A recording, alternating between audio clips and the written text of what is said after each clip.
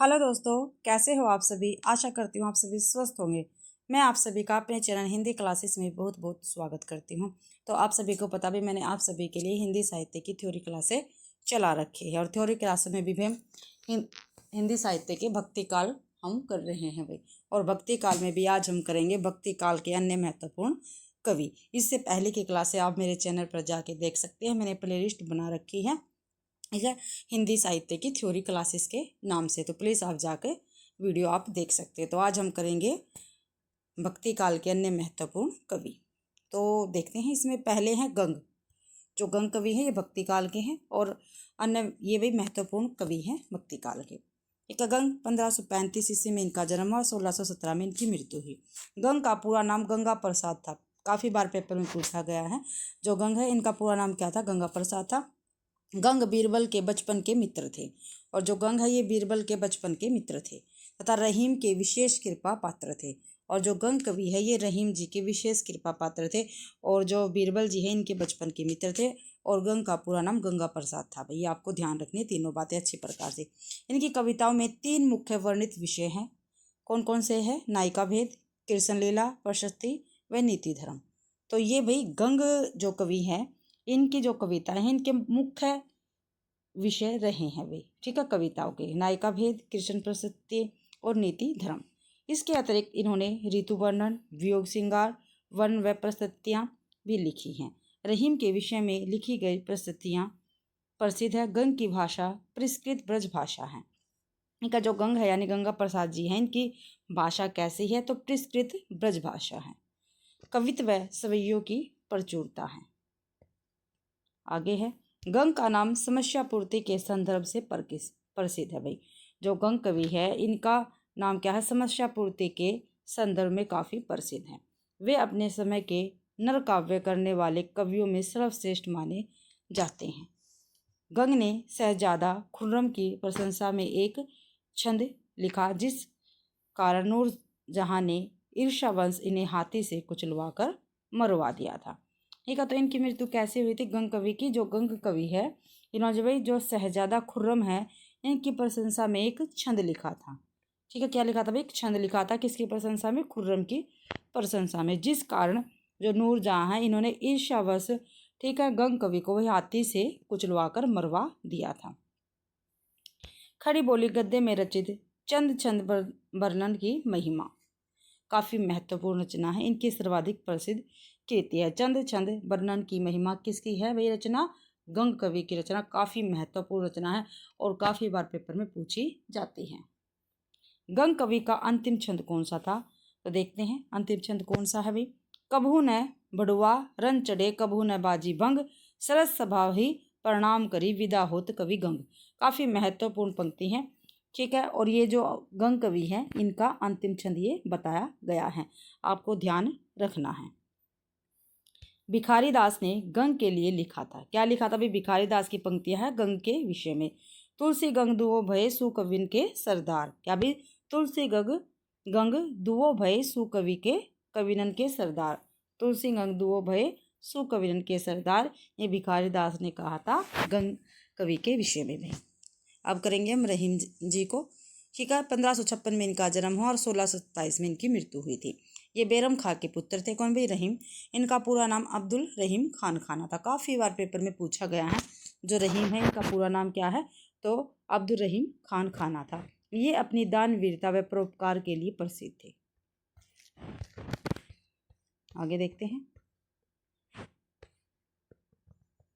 रहीम का हृदय द्रवीभूत होने के लिए कल्पना की उड़ान की उपेक्षा नहीं रखता था। ठीक है, जो रहीम जी है इनका हृदय द्रवीभूत होने के लिए किसी कल्पना की उड़ान की अपेक्षा नहीं रखता था। वह संसार के सच्चे और प्रत्यक्ष व्यवहारों में ही द्रवीभूत होने के लिए पर्याप्त स्वरूप पा जाता था। तो ये कथन किसका है? तो ये रामचंद्र शुक्ल जी का है, रहीम जी के विषय में। ये अकबर के, कौन भाई? रहीम अकबर के समय में प्रधान सेनानायक और मंत्री थे। ठीक है, अकबर के समय में क्या थे? ये प्रधान तो सेनानायक थे रहीम जी और उनके मंत्री थे तथा युद्ध में जाते थे। ये अकबर के नवरत्नों में एक थे और जो अकबर है इनके 9 रत्न थे उनमें से रहीम क्या है? एक थे भाई। अतः ये जहांगीर तक विद्यमान थे और जहांगीर के समय तक ये जीवित थे भाई। गंग केशव मंडल मुकुंद आदि कवियों ने इनकी प्रशंसा में कविताएं लिखी है। ठीक है, रहीमदास जो है इनके विषय में, इनकी प्रशंसा में किस किस ने कविता लिखी है, तो गंग कवि ने, केशवदास ने, मंडन कवि ने, मुकुंद कवि ने। ठीक है, ये हिंदी, संस्कृत और फारसी के पंडित थे। जो रहीम जी है ये हिंदी जानते थे, संस्कृत जानते थे और फारसी के क्या हैं, इन तीनों भाषाओं के पंडित कहलाते हैं। तुर्की में लिखित बाबरनामा का फारसी में अनुवाद किया था। ठीक है, जो बाबरनामा है ये पहले तुर्की में लिखी गई थी, फिर इसका फारसी में अनुवाद रहीम जी ने ही किया था। इन्होंने हिंदू देवी देवताओं का श्रद्धापूर्वक स्मरण किया तथा पौराणिक कथाओं को काव्य में स्थान दिया। ब्रज अवधि खड़ी बोली में इनकी रचनाएं मिलती हैं। जो रहीम जी हैं इनकी रचनाएं ब्रज भाषा में मिलती है, अवधि में भी और खड़ी बोली में भी मिलती हैं। नरोत्तम दास को देख लेते हैं। नरोत्तम दास शिव सिंह सरोज के अनुसार ये संवत 1602 में वर्तमान में थे। ठीक है, संवत 1602 में क्या थे, वर्तमान में थे भाई, शिव सिंह सरोज के अकॉर्डिंग। सुदामा चरित्र इनकी प्रसिद्ध रचना है। ठीक है, जो नरोत्तम दास है इनकी रचना क्या नाम है, सुदामा चरित्र। आगे है बनारसी दास जैन। जो बनारसी दास जैन हैं इनका जन्म 1586 ईस्वी में हुआ था और मृत्यु 1643 ईस्वी में हुई थी भाई। ये जौनपुर के जैन जोहरी थे तथा आमेर में भी रहते थे। इनके पिता का नाम खड़गसेन था। ठीक है, ये जौनपुर के थे भाई। ठीक है, और जैन जोहरी थे। कौन थे, जैन जोहरी थे, ये जोहरी थे तथा आमेर में भी रहते थे। जैन के थे, जोहरी थे और आमेर में भी ये रहे हैं। और इनके पिता का नाम क्या था, खड़गसेन था। ये अकबर के प्रशंसक थे। जहांगीर के दरबार में भी गए तथा शाहजहाँ के दरबार में भी इन्हें विशेष मान प्राप्त हुआ। तो देखो भाई, अकबर के दरबार में भी प्रशंसक थे, जहांगीर के दरबार में भी गए थे, शाहजहाँ के भी गए थे भाई। वर्ण विषय क्या था इनकी कविताओं का, नीति काव्य, अध्यात्मक परक काव्य इन्होंने रचा है। ये जात पात, छुआछूत, हिंदू मुसलमान भेद के विरोधी थे। इन्होंने हिंदी की पहली आत्मकथा अर्धकथानक लिखी है। ठीक है, जो भाई बनारसी दास जैन है इनकी पहली जो इनकी आत्मकथा, इसका क्या नाम है, अर्धकथानक है और ये हिंदी की पहली आत्मकथा मानी जाती है। आगे है भाई भक्ति काल के अन्य महत्वपूर्ण कवि और उनकी रचनाएं जिनको देख लेते हैं। कवि दे रखे हैं, रचना दे रखी है, फिर उनसे संबंधित उल्लेखनीय बिंदु है, ये हम देख लेंगे भाई। जो गंग कवि हैं इनकी रचनाएं कौन कौन सी है, गंग पदावली, गंग पच्चीसी, गंग रत्नावली, चंद वर्णन की महिमा, काफ़ी महत्वपूर्ण रचनाएं हैं गंग कवि की, आपको ध्यान रखना। ये तीनों रचनाएं क्या है, उपलब्ध नहीं है। आगे देखते हैं। गंग कवित्वी गंग कवि की है। इसके विषय में क्या कुछ है, लगभग 400 छंद है इसमें। मुख्य रूप से श्रृंगार व भक्ति, गौण रूप से नीति और राज प्रस्तुति है। ठीक है, मुख्य रूप से तो श्रृंगार और भक्ति के छंद इसमें, और गौण रूप से भी नीति और राज प्रस्तुति है इसमें गंग कवित्व में, और ये गंग कवि की रचना है। फिर है भाई रहीमदास जी की रचनाएं देख लेते हैं। जो रहीम है इनकी रचनाएं हैं नगर शोभा, बरवेनाई का भेद, मदनाष्टक, खेट कोतकुम जातकम, दोहावली, रहीम काव्य। ठीक है, ये इनकी रचनाएं हैं रहीमदास जी की। तो नगर शोभा है, इसके विषय में देखते हैं। नगर शोभा भाई रहीमदास जी की ही रचना है और काफ़ी महत्वपूर्ण रचना है, और इसमें से हर बार क्वेश्चन पेपर में पूछा जाता है। ठीक है, नगर शोभा में से जोहरिन, रंगरेजिन, तुर्किन, केथिन आदि जातीय समाजों की स्त्रियों का वर्णन किया गया है नगर शोभा में। अकबरी दरबार की श्रृंगारिक भावनाओं में मीना बाजार का चित्रण हुआ है। भाषा इसमें ब्रज है और छंद इसमें दोहा है। इनका आपको ध्यान रखना है।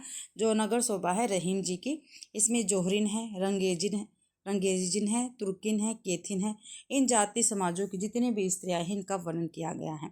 और अकबरी दरबार का श्रृंगारिक भावना व मीना बाजार का चित्रण किया गया है। ठीक है, और इसकी भाषा कैसी बताई गई, ब्रज है, और कौन से छंद में लिखा गया, दोहा छंद में लिखा गया है नगर शोभा में। आगे है बरवेनाई का भेद। ठीक है, रहीम जी की रचना है। इसमें क्या उल्लेखनीय बिंदु है ये देख लेते हैं। नायक नायिका वर्णन है, इसमें लक्षण नहीं है, केवल उदाहरण है।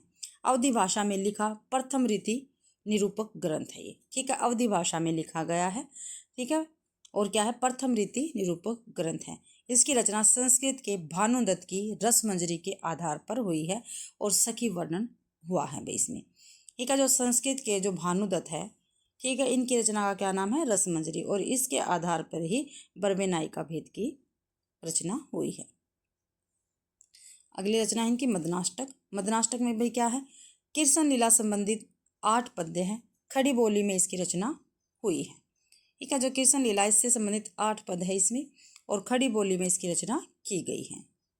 ठीक है। मदनाष्टक की खेत कौतुकम जातकम, इसमें ये भाई फारसी मिश्रित संस्कृत में ज्योतिष ग्रंथ है। ठीक है। खेत कौतुकम जातकम क्या है? ये फारसी मिश्रित संस्कृत में ज्योतिष ग्रंथ है। ये दोहावली नीति संबंधी दोहे हैं इसमें। रहीम काव्य संस्कृत में प्रार्थना परक छंद है। रहीम काव्य में भाई क्या है? संस्कृत में प्रार्थना परक छंद है। संस्कृत कवियों के अनुकरण पर संस्कृत, फारसी व खड़ी बोली का मिश्रित रूप मिलता है इसमें। ठीक है। रहीम काव्य में आगे श्रृंगार, सोरठा व रास पंचाध्यायी खंडित रूप में उपलब्ध है। ठीक है। श्रृंगार सोरठा में प्रेम संबंधी 6 सोरठे हैं भाई। आगे है नरोत्तम दास। इनकी रचनाएं कौन कौन सी है? सुदामा चरित, ध्रुव चरित और विचारमाला। ठीक है। ये किसकी है? नरोत्तम दास की रचनाएं रहेंगी। सुदामा चरित, ध्रुव चरित और विचारमाला। जो सुदामा चरित है ये क्या है? खंड काव्य है जो सवैयों में है। ठीक है। और परिमार्जित व व्यवस्थित भाषा है इसमें सुदामा चरित्र में। ध्रुव चरित्र ये भी खंड काव्य है जो अनुपलब्ध है, ये है नहीं हमारे पास। विचारमाला नरोत्तम दास की जी की ही रचनाएं रहेंगी। आगे है बनारसी दास जैन। इनकी रचनाएं हैं नवरस पदावली, नाटक समयसार, बनारसी विलास, नामवाला, अर्धकथानक, जिसका प्रकाशन वर्ष है 1641 ईस्वी। ठीक है। कर्म प्रकृति विधान 1643 में, बनारसी पद्धति, मोक्षपदी, ध्रुव वंदना, कल्याण मंदिर भाषा, वेद निर्णय, पंचासिका, मार्गन विद्या, भाषा शुक्ति और मुक्तावली, ये सभी रचनाएं बनारसी दास जैन की है। ठीक है। इनके विषय में हम मुख्य बिंदु देख लेते हैं। जो नाटक समयसार है ये क्या भी? कुंद कंदाचार्य कृत ग्रंथ का सार है। जो नाटक समयसार है इसमें क्या है? कुंद कदाचार्य कृत ग्रंथ का सार है। बनारसी विलास में फुटकल कविताओं का संग्रह है। नामवाला ये क्या है? कोश है। नाममाला क्या है? कोश है। अर्धकथानक के विषय में हम देखते हैं। हिंदी की पहली आत्मकथा 55 वर्ष की आयु में लिखी थी। ठीक है। जो ये अर्धकथानक है ये बनारसी दास जी ने 55 वर्ष की आयु में लिखी थी और हिंदी की पहली आत्मकथा है। वे मनुष्य की आयु को 110 वर्ष मानते हैं। कौन भाई? बनारसी दास जैन। इसी कारण अर्धकथानक नाम रखा है। उन्होंने अपनी कमजोरियों का खुलकर वर्णन किया है। आशिकी प्रेम कहानी पाठन, कुष्ठ रोग, कर्जखोरी का वर्णन है इसमें। आशिकी का एक महाकाव्य नवरस, गोमती में बहाने का जिक्र, भाषा साधारण ब्रज है भाई। ये अर्धकथानक के विषय में है भाई। आगे है कर्म प्रकृति विधान 1643 में, ये इनकी अंतिम रचना है। कर्म प्रकृति विधान बनारसी दास जैन की अंतिम रचना मानी जाती है। ठीक है। और ये इनकी रचनाएं हैं। आगे है भक्ति काल की अन्य काव्य प्रवृत्तियां देख लेते हैं।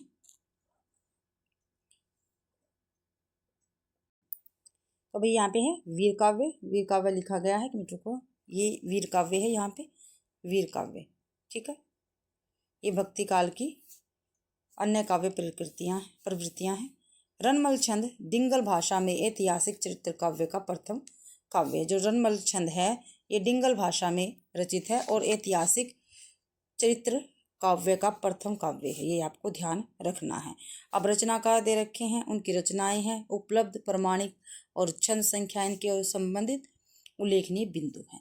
तो देख लेते हैं जो वीर काव्य लिखे गए हैं भक्ति काल में, इसके विषय में क्या है। रचनाकार, रचनाएं। ठीक है। श्रीधर इनकी रचना है। रनमल छंद 1400 ईस्वी में प्रकाशित हुई लगभग हुई। ठीक है। और 700 इसकी संख्या मानी गई है। आश्रयदाता इंडर के राजा रणमल राठौर का इसमें वर्णन है। संपादक दशरथ शर्मा है। रास और रसानवी काव्य है ये। ठीक है भाई। और रणमल व पाटन के सूबेदार जफर खां के बीच युद्ध का इसमें वर्णन है सन 1390 में ही। जो रणमल है और पाटन के सूबेदार जफर खां के बीच के युद्ध का इसमें वर्णन है, किसमें? रणमल छंद में भी। ठीक। आगे देखते हैं नलसिंह। जो नलसिंह है इनकी रचना है विजयपाल रासो। ठीक है। 1545 ईस्वी में ये संदिग्ध है भाई। इसमें 42 इसकी संख्या बताई गई है इसमें छंदों की। विजयगढ़ के राजा विजयपाल और पंग राजा का युद्ध का वर्णन है इसमें, ठीक है, विजयपाल रासों में। आगे है दुरसाजी आढ़ा, ये विरुद्ध क्षेत्री है, ठीक है, इनकी रचना का क्या नाम, विरुद्ध क्षेत्री। इसके विषय में क्या कुछ उल्लेखनीय बिंदु है, ये महाराणा प्रताप का इसमें गुणगान किया गया है और दोहा छंद में है भाई, ठीक है, दोहा छंद में है। विरुद्ध छिहत्तरी, किसकी रचना, दुरसाजी आठा की। आगे है दयाराम या दयाल कवि, इनकी है राणा रासो, 1618 के लगभग इसका प्रकाशन माना जाता है। 1875 इसमें छंद है। सिसोदिया कुल के प्रमुख राजाओं का चरित्र इसमें किया गया, भाषा इसकी दिंगल है। आगे है कुंभकर्ण, इनकी रचना है रतन रासो, अनुमानित है भाई 1618 से 29 के बीच, ठीक है। इसके प्रमुख बिंदु हम देख लेते हैं। इसमें है रतलाम के महाराजा रतन सिंह की प्रशस्ति वर्णन है, रतलाम के राजा महाराजा रतन सिंह का प्रशस्ति वर्णन है भाई इसमें रतन रासो में। आगे है न्यामत खां जान, जो न्यामत खां जान कवि है, इनकी रचना कयाम खां रासो, कयाम खां रासो और 1634 में ये प्रकाशित हुई थी, ठीक है। इसमें क्या है, कयाम खां चौहान व उसके वंशजों का युद्ध वर्णन हुआ है।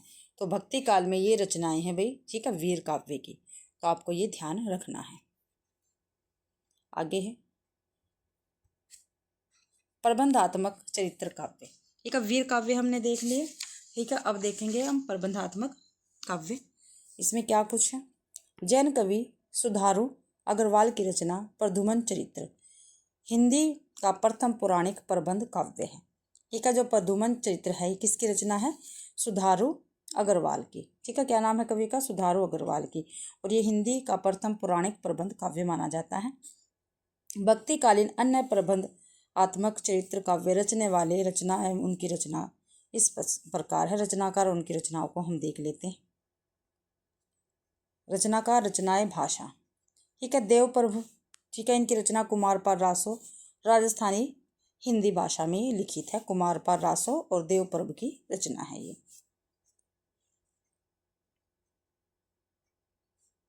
आगे है जाखू मणियार, इनकी रचना है हरिचंद्र पुराण और ब्रज भाषा में लिखित है। पद्म नाम, इनमें इनकी रचना काढ़ंग दे प्रबंध राजस्थानी भाषा में लिखित है और है गौतमरास इन्हीं की है। अपभ्रंश प्रभावित राजस्थानी हिंदी में लिखित है। शालीभद्र सूरी, इनकी रचना है पंच पांडव चरित्र राम, या भी पंच पांडव चरित्र राम, ये शालीभद्र सूरी की रचना है। अपभ्रंश प्रभावित राजस्थानी हिंदी में ये लिखित है भाई। ये प्रबंधात्मक चरित्र काव्य, ठीक है, भक्ति काल में लिखे गए भाई। उसके बाद है रीति काव्य, ठीक है, रीति काव्य भी भाई इसमें लिखे गए। अब रीति काव्य की जो रचनाएं हैं वो हम देख लेते हैं।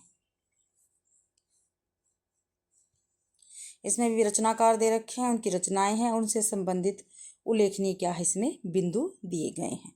तो रचनाकार, रचनाएं और संबंधित उल्लेखनीय बिंदु। तो कृपाराम की रचनाएं हम देखते हैं। कृपाराम जी हैं, इनकी रचनाएं हितरंगिणी 1541 ईस्वी में प्रकाशित हुई, ठीक है। चंद्रबली पांडे व हजारी प्रसाद द्विवेदी इस कृति पर बिहारी का प्रभाव मानते हुए इसका रचनाकाल सन 1741 ईस्वी मानते हैं हितरंगिणी का भाई, ठीक है। किसने भाई 1741 माना है, चंद्रबली पांडे व हजारी प्रसाद द्विवेदी ने, ठीक है भाई। ये कहा है इस रचना पर जो बिहारी दास है उनका प्रभाव था, इसलिए इसका प्रकाशन सन 1741 माना जाता है, लेकिन 1541 इसका रचनाकार रहेगा। 400 छंद है, इसमें 5 तरंगों में विभक्त है। 400 छंद है, 5 तरंगों में है भैया। मुख्य नाई का भेद विवेचन है किया गया इसमें। नाट्य शास्त्र यानी भरत मुनि व रस मंजरी भानुदत्त का प्रभाव इस रचना पर पड़ा है, ठीक है। भरत मुनि के नाट्य शास्त्र का प्रभाव है और भानुदत्त की रस मंजरी का इस पर प्रभाव पड़ा है भाई, ठीक है, हितरंगिणी पर। आगे सूरदास, जो सूरदास जी हैं, इनकी रचना सूरसागर और साहित्य लहरी, ठीक है। जो सूरसागर है इसमें नाई का भेद हुआ है और श्रृंगार रस की ये रचनाएं हैं, ठीक है। नाई का भेद इसी में हुआ, श्रृंगार रस की ये रचनाएं रहेगी। कौन सी भाई, सूरसागर, नाई का भेद इसमें हुआ है और श्रृंगार रस की रचना है, आपको ध्यान रखना है। फिर है साहित्य लहरी। साहित्य लहरी में भाई नाई का भेद है रस वर्णन है, अलंकार वर्णन है, निरूपण की शैली का सर्वप्रथम प्रयोग हुआ है। सूर की रीति वर्णन में अप्पय दीक्षित के कुवलयानंद का प्रभाव देखा जाता है। ठीक है, रीति वर्णन में अप्पय दीक्षित की रचना है, कुवलयानंद का प्रभाव इसमें देखा जाता है रीति वर्णन में सूरदास की। अब है नंददास जी की रचना रसमंजरी। ठीक है, इनका उल्लेखनीय बिंदु नहीं दे रखा है। फिर है केशवदास, इनकी रसिक प्रिया, कवि प्रिया, ठीक है, छंदमाला, और ये रीति काव्य पढ़ रहे हैं हम। जो अन्य भक्ति काल की अन्य प्रवृत्तियां हैं वो भी पढ़ रहे हैं हम यहाँ पे। ठीक है, तो केशवदास की रसिक प्रिया, कवि प्रिया, छंदमाला, ये केशवदास की रचना है। रसिक प्रिया का प्रकाशन 1591 ईस्वी है, कवि प्रिया का 1601 है। ठीक है, रसिक प्रिया है जो इसमें क्या है, 16 प्रकाश है और नवरस वर्णन है इसमें। रसिक प्रिया में भी 16 प्रकाश है और नवरस वर्णन किया गया है। एक कवि प्रिया में 16 प्रभाव है। देखो, रसिक प्रिया में तो 16 प्रकाश है और कवि प्रिया में 16 प्रभाव है और अलंकार वर्णन हुआ है कवि प्रिया में। छंदमाला में छंद निरूपण ग्रंथ है ये। रहीम की रचना है बरवे नाई का भेद और नगर शोभा है। आगे है सुंदर कवि राय। जो सुंदर कवि राय है, इनकी रचना है सुंदर श्रृंगार और 1631 में इसका प्रकाशन हुआ था। ठीक है, इसके विषय में जो मुख्य बिंदु हम देख लेते हैं सुंदर श्रृंगार के। ठीक है, ये सखी दूती वर्णन है इसमें। रसमंजरी भानुदत्त का प्रभाव भी इस पर पड़ा है। लक्षण उदाहरण पद्धति पर नायक नायिका भेद है, श्रृंगार रस का वर्णन हुआ है इसमें। लक्षण समानता दोहों में है तथा उदाहरण कवित्व सवैया दोहों आदि छंदों में है भाई सुंदर श्रृंगार रचना का भाई।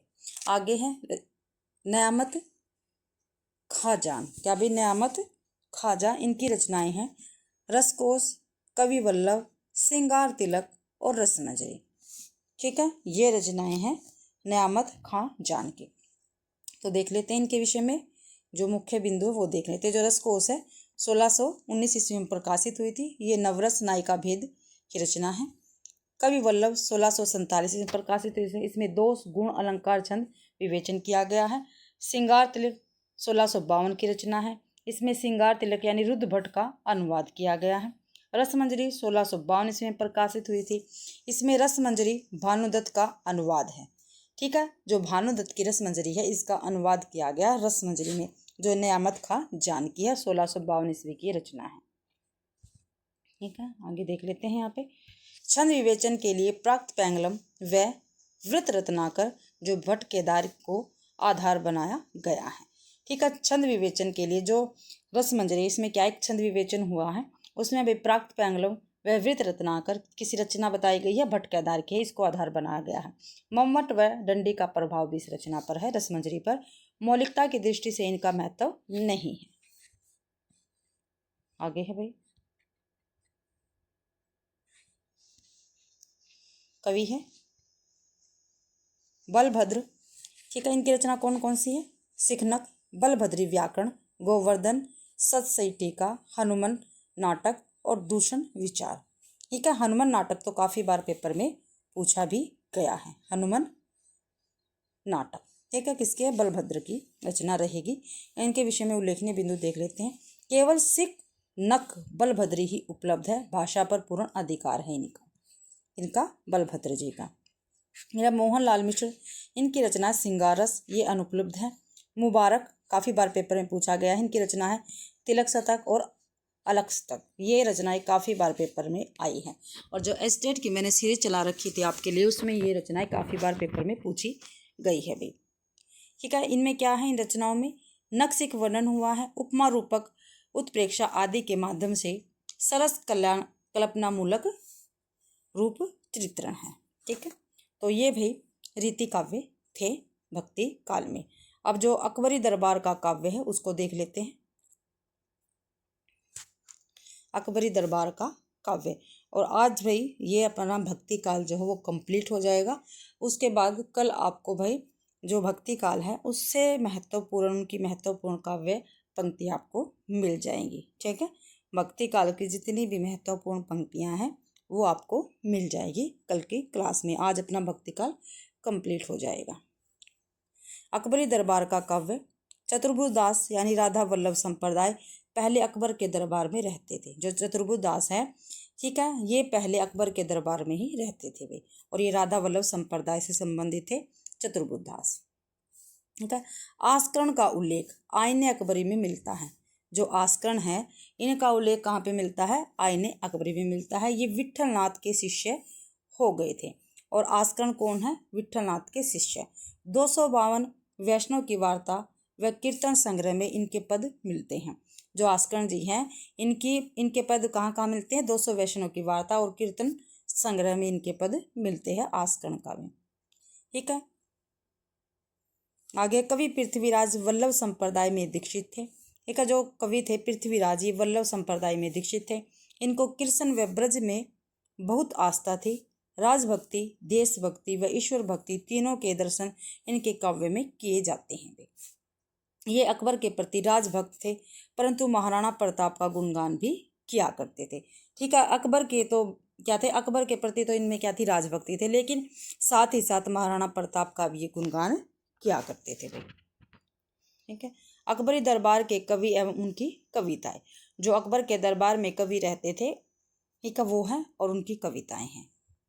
कवि, जन्म मृत्यु, ठीक है, और रचना, और इसमें में दे रखे हैं जन्म मृत्यु। टोडरमल 1493 ईस्वी में जन्म हुआ और 1579 में इनकी मृत्यु हुई।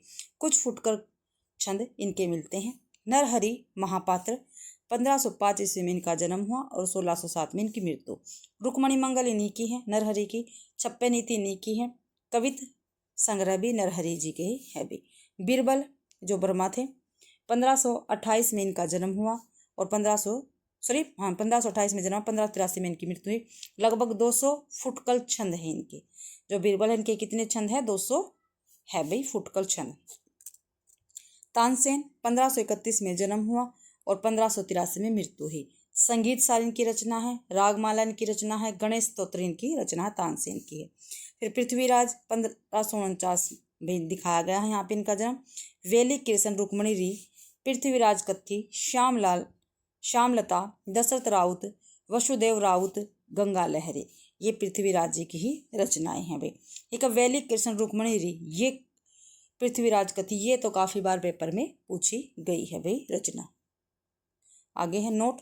गंग रहीम मनोहर कवि डोडरमल, नरहरि महापात्र और तानसेन भी अकबरी दरबार से संबंधित है। आगे है बीरबल बरहा, जो हमने ये देखे हैं, इनके विषय में देखते हैं। बीरबल वर्मा 1528 में जन्म, 1583 में इनकी मृत्यु। इनके विषय में हम देख रहे थे। मूल नाम मेहरदास भट्ट है। अकबर ने राजा बीरबल की उपाधि दी थी। अकबरी दरबार से पहले कालीजन व रीवा के राजाओं के यहाँ थे। ये विनोदी प्रकृति के थे भी। श्रृंगार प्रधान कृष्ण लीला, भक्ति व नीति से संबंधित काव्य लिखा है। प्रयाग के किले के भीतर अशोक स्तंभ पर लिखा है। संवत 1632 साके 1493 मार्गबंदी 5 सोमवार गंगादास सुत महाराज बीरबल श्री तीर्थराज प्रयाग की यात्रा सुफल लिखित। आगे है, यहाँ से है।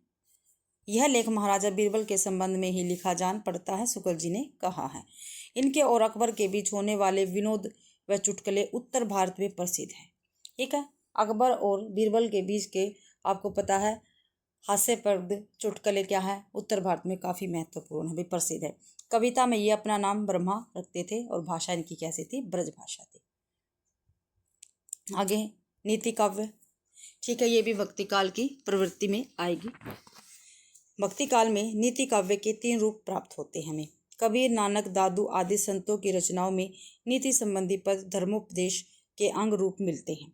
रामचरितमानस, पद्मावत आदि प्रबंध काव्यों में नीति संबंधी उपदेश कथा क्रम में मिलते हैं हमें। कुछ कवि ऐसे हैं जिन्होंने नीति काव्य की रचना की।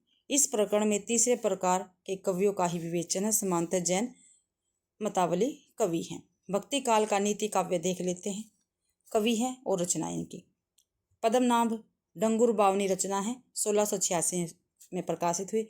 ठाकुर सिंह कृपण चरित्र रचना इनकी और पंचेंद्री वेली है।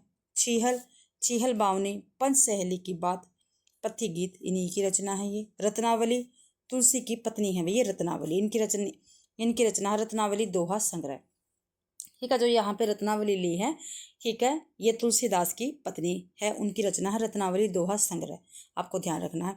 देवीदास राजनीति के कवित्व है, ये इनकी रचना है देवीदास की। जमाल जमाल दोहावली 1570 ईस्वी के लगभग हुई।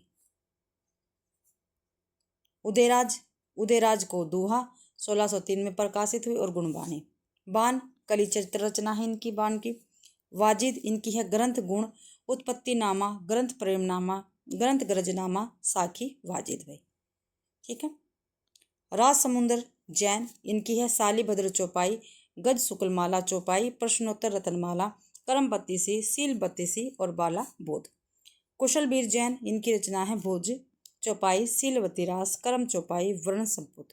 तो भाई ये यहाँ पे रचनाएं खत्म होती है। कल हम आदि क्या ये भक्तिकाल इनकी महत्वपूर्ण काव्य पंक्तियाँ करेंगे। तो इसी के साथ भाई अपना भक्तिकाल जो है वो यहाँ पे कंप्लीट होता है, ठीक है। यानी भक्तिकाल की जितनी थ्योरी क्लासें बनती है वो कंप्लीट हो चुकी हैं, ठीक है। और भाई जिस बच्चे ने अगर भक्तिकाल की क्लासें नहीं देखी या आदिकाल की नहीं देखी, तो मैंने भाई मेरे चैनल पर प्लेलिस्ट बना रखी है हिंदी साहित्य की थ्योरी क्लास नाम से, तो वहाँ पे जाके आप क्लासें देख सकते हैं, ठीक है। आशा करती हूँ आप सभी को क्लास पसंद आई होगी। अगर आप सभी को क्लास पसंद आती है तो प्लीज़ वीडियो को ज़्यादा से ज़्यादा शेयर करें, लाइक करें और कमेंट करना बिल्कुल भी ना भूलें भाई। और चैनल को भी सब्सक्राइब जरूर से ज़रूर करें। और आपको भाई इस क्लास का PDF मेरे टेलीग्राम चैनल पर मिल जाएगा, तो उसको भी ज्वाइन जरूर से ज़रूर करें। आप सभी का क्लास देखने के लिए बहुत बहुत धन्यवाद।